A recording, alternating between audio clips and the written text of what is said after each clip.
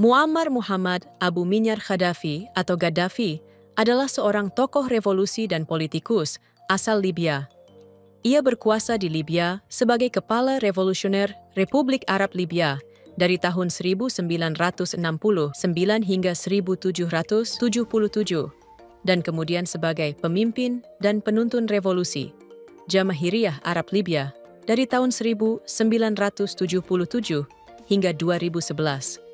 Ia awalnya memperjuangkan nasionalisme dan sosialisme Arab, tetapi kemudian mengikuti ideologinya sendiri yang disebut teori internasional ketiga.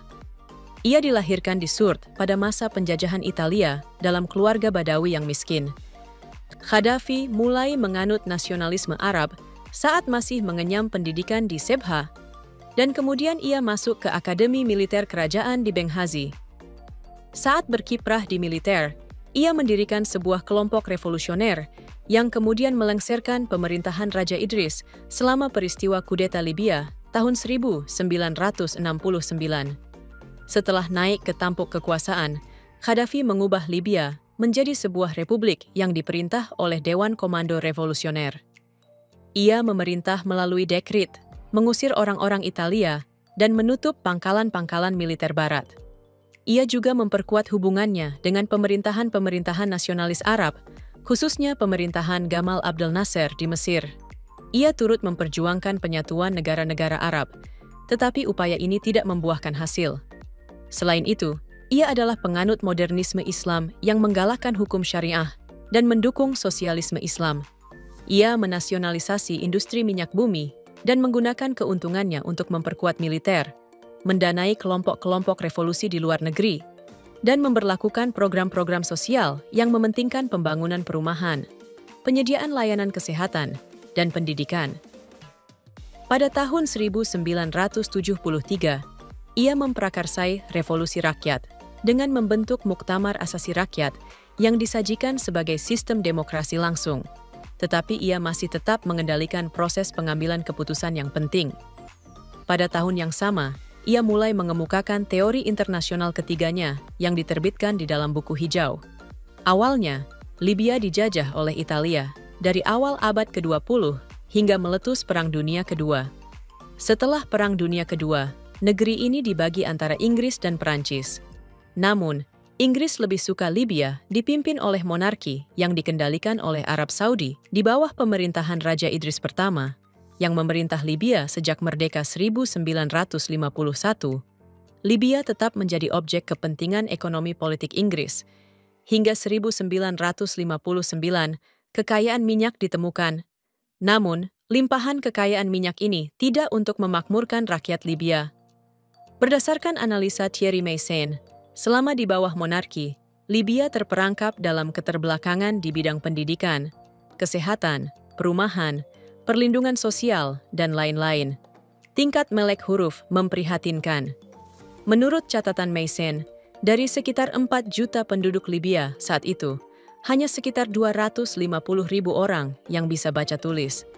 Namun, pada 1969, dinasti Senussi digulingkan oleh sekelompok tentara yang dipimpin oleh Kolonel Muammar Gaddafi. Dia berhasil memerdekakan Libya dari pengaruh dan campur tangan kepentingan asing. Salah satu langkah politik Gaddafi adalah mendistribusikan pengelolaan dan manfaat kekayaan alam Libya untuk seluruh rakyatnya. Sejak Gaddafi berkuasa, minyak memang menjadi jantung ekonomi negeri itu. Hanya saja, setelah revolusi 1969, pengelolaan minyak berubah. Tidak lagi di tangan segelintir orang, tetapi didistribusikan bagi seluruh rakyat. Tentu saja melalui sebuah kebijakan sosial dan ekonomi. Untuk menegakkan kedaulatan ekonomi, Gaddafi menasionalisasi sejumlah perusahaan minyak milik asing, seperti dari British Petroleum. Sebagai gantinya, Gaddafi mendirikan Perusahaan Minyak Nasional, NOC, yang bercorak sangat sosialis. Minyak, yang meliputi 70% dari pendapatan Libya, menjadi jantung ekonomi negeri itu. Sejak di bawah kendali negara, keuntungan minyak mengalir ke seluruh rakyat Libya lewat program sosial dan pemberdayaan. Bersamaan dengan itu, Gaddafi menggencarkan program sosial di bidang pendidikan, kesehatan, perumahan, perlindungan sosial, dan pemenuhan hak dasar. Kebijakan-kebijakan itu berhasil mengangkat derajat hidup rakyat Libya dari bangsa termiskin di Afrika tahun 1969 menjadi negeri dengan peringkat Indeks Pembangunan Manusia (IPM) tertinggi di Afrika pada 2011. Bahkan, pada 2010, UNDP menyebut Libya sebagai negara dengan kualitas pembangunan manusia dalam kategori tinggi di Afrika. Gaddafi juga yang berhasil membuat Libya meninggalkan pola hidup abad pertengahan, konservatisme dan feodalisme, menjadi lebih beradab dan modern. Dia yang membongkar semua bentuk halangan sosial yang menghalangi perempuan untuk berpartisipasi di ruang publik, termasuk dalam politik, ekonomi, dan militer. Dia yang mensponsori pembentukan Federasi Perempuan Libya tahun 1971. Dia juga yang mensahkan UU yang melarang perkawinan usia di bawah 16 tahun. UU itu juga mensyaratkan bahwa setiap perkawinan harus mendapat persetujuan perempuan. Dalam hal kepemimpinan politik, Gaddafi berhasil mengatasi karakter utama masyarakat Libya yang masih kental dengan pengelompokan berbasis kesukuan. Setidaknya ada 140 suku dan klan di Libya. Di masa dia berkuasa, persaingan dan konflik kesukuan berhasil diredam. Di panggung politik dunia, Gaddafi berhasil menjadi pan-Arabisme, lebih condong menentang dominasi dan hegemoni Amerika Serikat di Timur Tengah dan Afrika. Libya juga bisa bekerja sama erat dengan negara-negara tetangganya, seperti Mesir, Maroko, Suriah, Tunisia, Chad, dan lainnya. Juga bisa merawat hubungan dengan Perancis dan Rusia. Dia juga mengulurkan tangan untuk kerjasama dan solidaritas dengan negara-negara kiri di Amerika Latin, seperti Venezuela dan Kuba.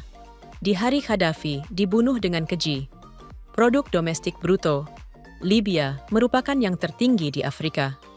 Juga angka harapan hidupnya. Tingkat kemiskinan juga rendah.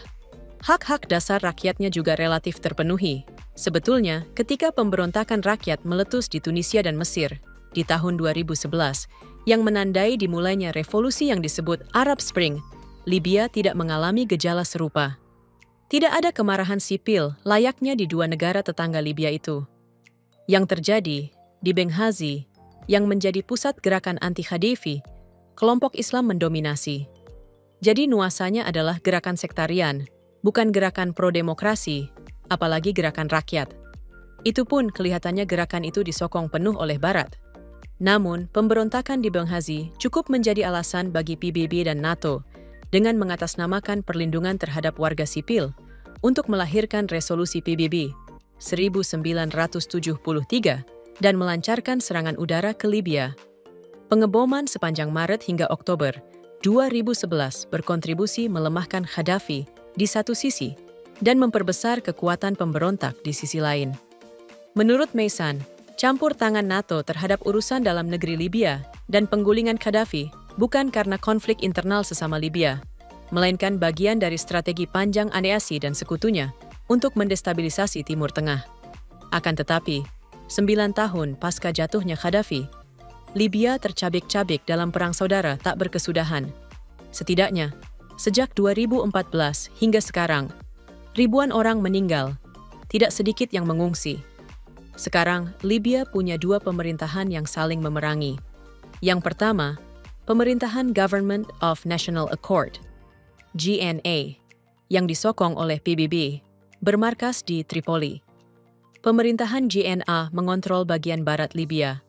Yang kedua, pemerintahan parlemen, House of Representatives, HOR, yang disokong oleh Tentara Nasional Libya, LNA, di bawah pimpinan Jenderal Khalifa Haftar, bermarkas di Tobruk. Mereka mengontrol Libya bagian barat dan tengah. Di luar kelompok ini, kelompok jihadis dan ISIS juga mengontrol beberapa wilayah, dan karena konflik itu, 279.000 anak didik tak lagi bersekolah. Terima kasih sudah menonton, sampai jumpa di video lainnya. See you!